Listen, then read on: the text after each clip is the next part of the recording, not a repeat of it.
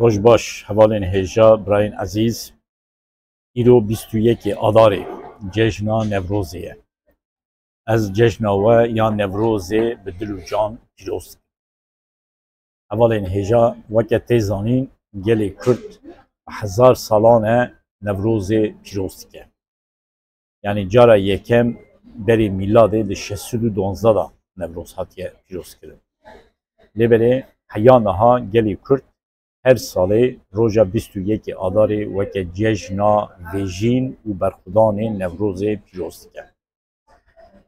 Lêberê di serî de Newroz weke cejna gelê Kurd e. Lê ji aliyê hemû gelên rojhilata navîn ve û heya gelên Asya navîn ve jî Newroz tê pîroz kirin. Ji bo wan gelan mümkün e Newroz weke cejna vêjîn û berxudanê nebe. Lêbelê ji bo gelê Kurd bi taybetî Newroz cejna vêjîn û berxudanê ye. Her demê dema ku Newroz tê pîroz kirin, wê demê li Kurdistanê çi zulm û zordarî hebe Newroz li dij wê zulm û zordariyê tê pîroz kirin. Çawa ku 3000 sal berî li Kurdistanê zulm û zordariya behaq hebû, Newroz li dij wê hate pîroz kirin, dihate pîroz kirin.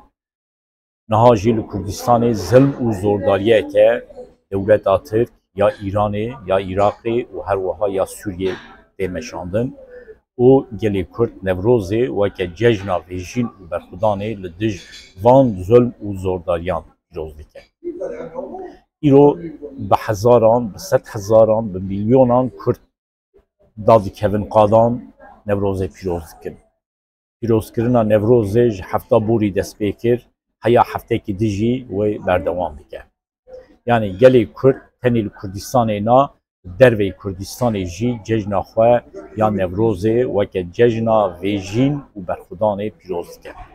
Ez careke din cejna we ya Newrozê pîroz dikim, heya careke din silav û hurmet.